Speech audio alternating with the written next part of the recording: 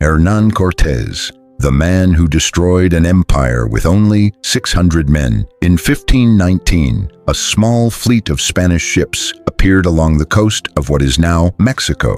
On board were around 600 soldiers led by an ambitious conquistador named Hernán Cortés. Within just 2 years, that small expedition would bring about the fall of the mighty Aztec Empire, one of the most powerful civilizations in the Americas. The idea that a few hundred Europeans destroyed an empire of millions sounds almost impossible.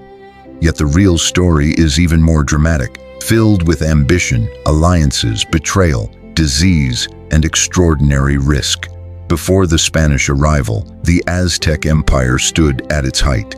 Its capital, Tenochtitlan, was a massive and breathtaking city, built on an island in Lake Texcoco. With temples rising into the sky, canals crisscrossing neighborhoods, and marketplaces filled with goods from across the region, it rivaled the great cities of Europe. The empire controlled millions of people through military strength and a tribute system that demanded goods, labor, and captives for religious sacrifices. Emperor Moctezuma II ruled over this vast domain. From the outside, the Aztec world seemed powerful and secure, but many of the peoples it conquered deeply resented Aztec rule. Hernán Cortés was not sent to conquer an empire. Originally, he had permission from the governor of Cuba to explore and trade, but Cortés was ambitious and hungry for glory. When the governor tried to cancel the mission, fearing Cortés' intentions, he ignored the order and sailed anyway. From the very beginning, his expedition was driven by personal ambition. After landing on the Gulf Coast, Cortés quickly learned about a wealthy empire inland. He understood that 600 men alone could never defeat millions in open battle. Instead of relying purely on force, he turned to strategy and alliances. Many indigenous groups were enemies of the Aztecs and saw the Spanish as a possible opportunity to weaken their oppressors. One of the most important alliances Cortés formed was with the Tlaxcalans, fierce rivals of the Aztecs. Thousands of Tlaxcalan warriors eventually joined him. This transformed the Spanish expedition into a much larger coalition force. Cortés also gained a crucial advantage in communication through a woman known as Malintzin, or La Malinche. She served as translator and advisor, allowing Cortés to negotiate with local leaders and understand the complex political landscape.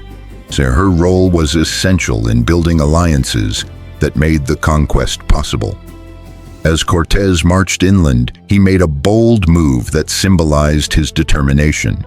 He eliminated any easy path of retreat, ensuring his men were fully committed to the mission. When he finally approached Tenochtitlan in November 1519, the Spanish were stunned by its size and beauty. Moctezuma faced a difficult decision. Reports described strange foreigners riding horses and carrying powerful weapons. Whether out of caution, curiosity, or political calculation, he chose to welcome Cortés into the city rather than attack him immediately. What happened next was one of history's most daring power plays. Cortés seized Moctezuma and held him hostage in his own palace. By controlling the emperor, the Spanish temporarily controlled the empire. But tensions inside the city grew rapidly. The situation exploded when Spanish soldiers massacred Aztec nobles during a religious festival. The people of Tenochtitlan rose up in anger. The Spanish were trapped in a hostile city surrounded by thousands of warriors. In June 1520, the Spanish attempted a nighttime escape in an event known as La Noche Triste, the Night of Sorrows.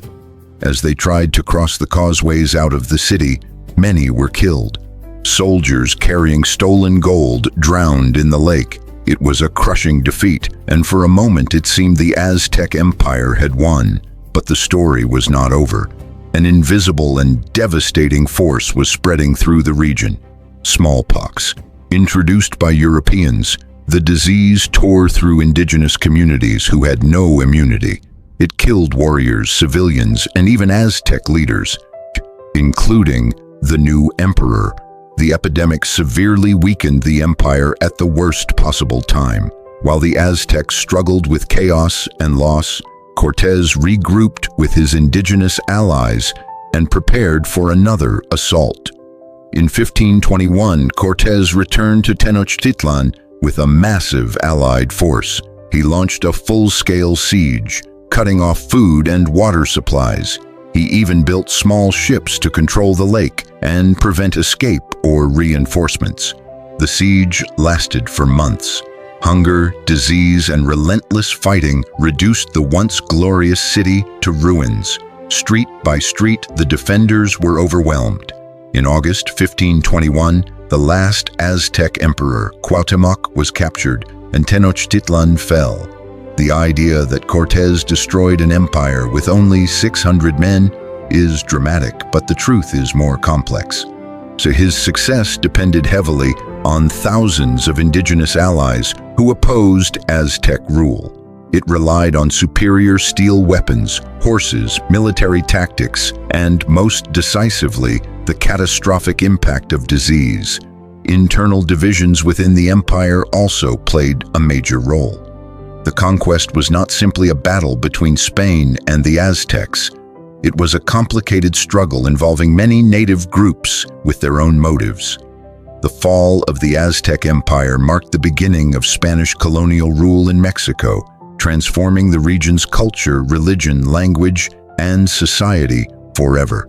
For some, Cortés is remembered as a bold and brilliant military strategist. For others, he is seen as a symbol of conquest, destruction, and the beginning of immense suffering for indigenous peoples. His legacy remains controversial and debated to this day. Though what cannot be denied is the scale of the impact. In just 2 years, a small expedition led by an ambitious conquistador reshaped the history of an entire continent. The Aztec Empire, once powerful and seemingly unshakable, collapsed under a combination of alliances, ambition, technology, and disease. It is a reminder that history is rarely decided by numbers alone, but by timing, strategy, and the complex forces that collide in moments of extraordinary change. But the story didn't truly end in 1521. On the ruins of Tenochtitlan, the Spanish built Mexico City, turning the heart of the Aztec world into the center of New Spain. Churches rose where temples once stood. A new language, a new religion, and a new political order reshaped the land forever. For the indigenous peoples, it marked the beginning of centuries of colonial rule and cultural transformation. Hernán Cortés returned to Spain wealthy and famous, but his legacy remains deeply divided. Was he a brilliant strategist or the architect of destruction? 5 centuries later, the debate still continues, because the fall of the Aztec Empire was not just a conquest, it was the birth of a new world.